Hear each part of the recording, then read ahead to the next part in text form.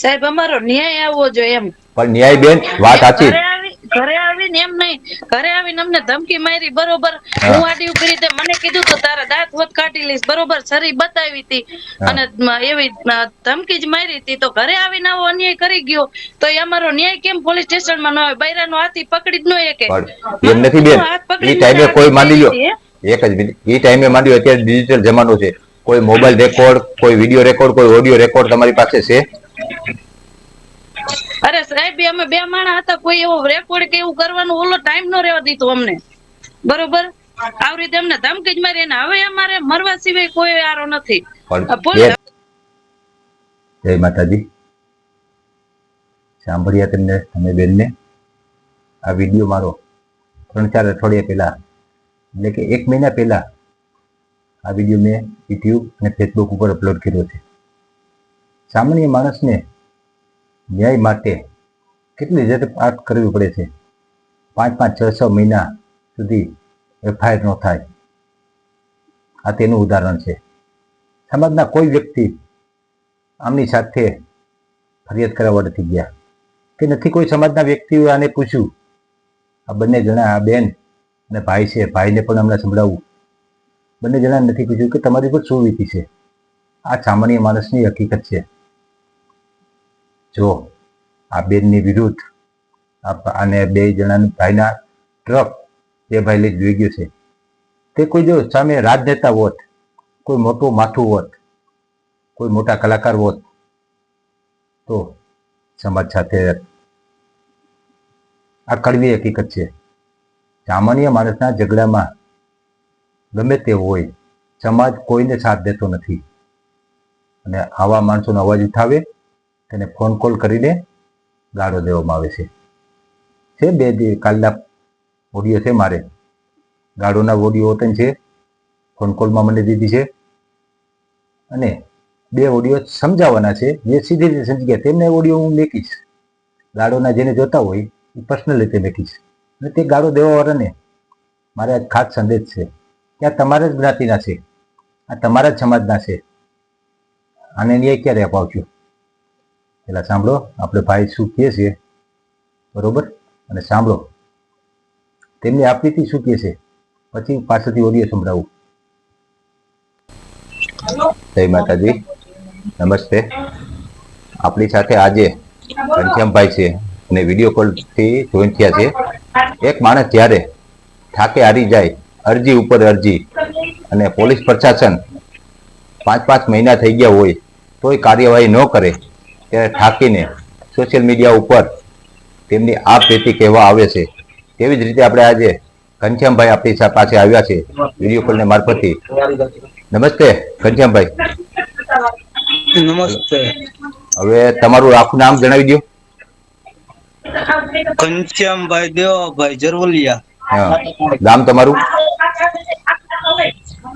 અત્યારે હાલ રહેવાનું રફાડિયા મેંજાર. હા હા. હવે તમારે જે પ્રોબ્લેમ પડ્યો છે, પોલીસની અરજી ઉપર અરજી તમે દો છો અને કોઈ એફઆઈઆર નથી થતી, અરજી તમારું? હા 5મા મહિનાની 21 તારીખ થી અરજીઓ હતા લગી અરજીઓ કરતા જ આવી એક જ ધારી, કોઈ હા જવાબ આપતા નથી અમને. હા. હવે તમારે જે કેસનો આપણે કેસ શું છે, તમે જે ફરિયાદ કરવા માંગો છો તે શું છે, તે પહેલેથી તમે જણાવો જરાક.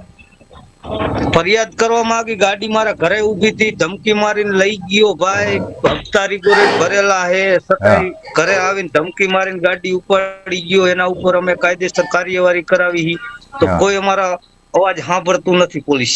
હા, એટલે આ એક ડોક્યુમેન્ટ છે બરોબર અમે તમારા પોલીસ ગાડીના, જે હું અત્યારે ડિસ્પ્લેમાં બતાવું છું. આમાં એક હા તમારો છે ફોટો અને એક ભાઈ સામે ભાઈ છે. સામે ભાઈ છે એનું નામ શું છે?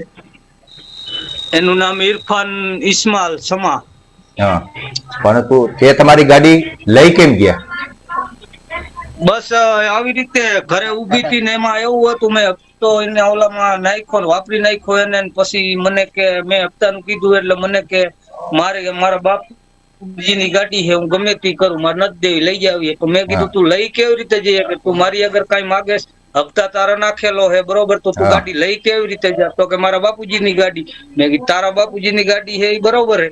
તો હા મેં કીધું 21 હપ્તા હતા લગી ભર્યા, 4 ને 80 રોકડા આપ્યા હે. હા તું ગાડી કીધું લઈ કેવી રીતે જઈએ? એટલે હપ્તા બરોબર. તમે નાખતા ઈ એમને થ્રુ નાખતા હતા કે તમે ડાયરેક્ટ બેંકમાં નાખતા? ડાયરેક્ટ લોન નંબર માં હપ્તા નાખતો એના. હપ્તા તો હપ્તા પછી બધા મારી ક્લિયર હતા? એને હે હપ્તા બધા તમારા તો આપણે ક્લિયર હતા ને? નાખેલા જ છે. હા હા બરોબર. એટલે હા એના ખાતામાં હપ્તો એને મારી હારે મગજમારી કરી. હા હું નાખતો તો લોન નંબર માં, બરોબર. હા પછી મને કે લોન નંબર માં નહીં નાખવાનો, મારા ખાતામાં નાખવાનો. હા મને પછી મેં એના ખાતામાં નાખી દીધો, વાપરી નાખ્યો. મેં એને કીધું, મેં કીધું ભાઈ હપ્તો તું આવી રીતે કેમ વાપરી નાખ? તો હા કે મારા બાપુજીની ગાડી છે, મારી લોન છે, હું ગમે તે કરું, તારે ક્યાં ઓલું કરવાનું? બહુ હા ઓલું કરતો ગાડીએ ઘરે આવીને લઈ ગયો. તો ઘરે આવીને પછી ગાડીએ લઈ ગયો, ધમકી મારી મને હા માર નાખવાની આવી બધીએ.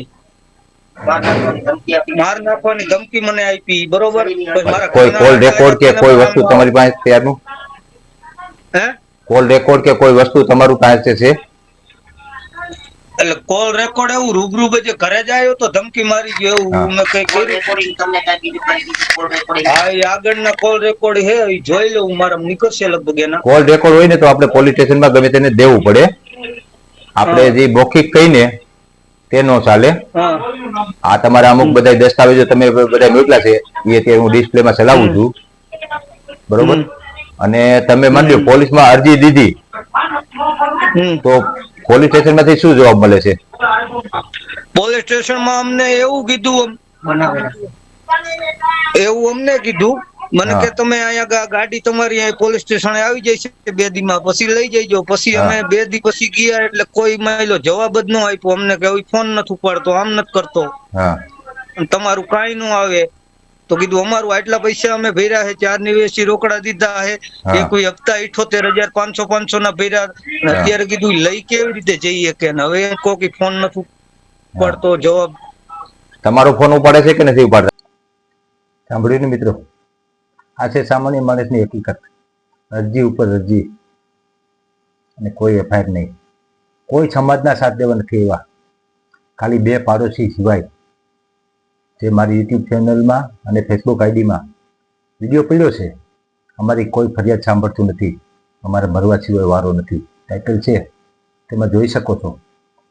આ તમારા સમાજના છે જે તમે મારો વિડીયો એક એડિટ કરીને દીપક ચુડાસમા તમને બધાને ભ્રમમાં નાખે છે અને તમે કહો છો કે નવરીતભાઈ વિરુદ્ધ મેં વિડીયો બનાવ્યો છે.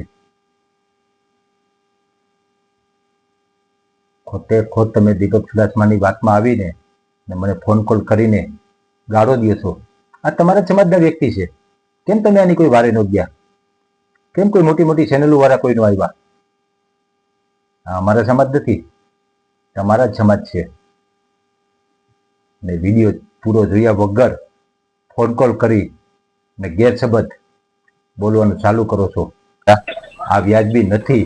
હવે તમે જરાક કોકના વિડીયો પૂરા જોતા જાઓ. એડિટ કરીને કોઈ પણ લડાવી દઈએ તે ન જોવાય. હિસ્ટ્રી પેલા પૂરી જોવાય કે વિડીયોમાં શું કહેવા માંગે છે. ઉદાહરણ દે આપ્યું હોય કોઈ વાતનું, કોઈને સમર્થન દે દીધું હોય એવું નથી. હવે આપણે ઓડિયો સાંભળી, જે 2 ભાઈના ઓડિયો આવ્યા તે ઓડિયો આપણે સાંભળી, કારણ કે તે ઓડિયોમાં થોડુંક રેડી છે બધું. પરંતુ અમુક જે 2 લોકોના ઓડિયો આવ્યા છે, એક લોકોનો ઓડિયો છે તે ગેરસબત બોલે છે, તે ઓડિયો હું તમને નહીં સંભળાવી શકું, કારણ કે પારિવારિક ચેનલ છે. એને જોતો હોય વોટ્સઅપ નંબર મને કહી દો, વોટ્સઅપ મોકલી દઈશ, બરોબર? આપણે ઓડિયો સાંભળો. માતાજી. જય માતાજી. રામજીભાઈ બોલો? હા બોલો, કોણ બોલો? સિહોરથી મુકેશભાઈ ઠાકોર વાત કરું, સમાજ ધર્મ ન્યૂઝમાંથી એડિટર બોલું છું. હવે તમે જે વિડીયો જોઈને ફોન કરો છો ને, કારણ કે મને 3-4 ફોન આવી ગયા. એમાં એવું છે, એ દીપક ચુડાસમા એ એડિટ કર્યો છે. એ મેં હા. મારી આઈડીમાં નથી ભગવાન, દીપક ચુડાસમાની આઈડીમાં છે. અને મારી બરોબર. આઈડીમાં આખો વિડીયો છે, તમે જોઈ લ્યો. આ નંબર નાખશો ને તમે મારો, એટલે યુટ્યુબ અને ફેસબુકમાં 2માં આઈડી ખુલી જાય. બરોબર? આ ભાઈ રેડી વાત કરી. બીજા ભાઈની રેડી વાત જ છે થોડીક, આપણે તે પણ સાંભળી લઈ. જય માતાજી. જય માતાજી. બોલો, કોણ બોલો? તમે કોણ બોલો? રામજી બોલું. તો વિડીયો વાયરલ કર્યો હા? કયો? નવનીતભાઈ વાળો દીપક જયરાજ આવીને કહો ને કે જયરાજ રાવે ઓલે હુમલો ન કરાવ્યું કહો ને. અરે ભગવાન, તમે આખો વિડીયો જોવો. મેં નવનીતભાઈના સમર્થનમાં મારી ચેનલમાં વિડીયો છે અને એને એડિટ કરીને મેક્યો છે. દીપક સુડાસમા રહ્યો એ તમારા ઠાકોર સમાજનો દુશ્મન છે. સાંભળ્યું ને? કોઈને ફોન કોલ કરીને કોઈને એડિટ વિડીયો કરેલા એ બીજાની ચેનલમાં હોય એ જોઈને ને બીજાને ફોન કરવાનો કે તમે કેમ આમ બોલો છો. પહેલા જોવાય. આપણે ફોન કોલ કોઈને કરી તો તેમની ચેનલમાં કેવો વિડીયો છે. અત્યારે એડિટ કરીને ગમે તેવો થઈ જાય, ગમે તેને ગાળો દેવી થઈ જાય, ગમે તેને સમર્થન દેવું તો થઈ જાય, ગમે તેને વિરોધ કરવો તો થઈ જાય.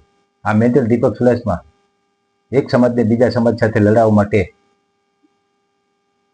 બગદાણાની બેટલમાં નવનીતભાઈ અને માયાભાઈની બેટલમાં મને ઘસડવા માંગે છે.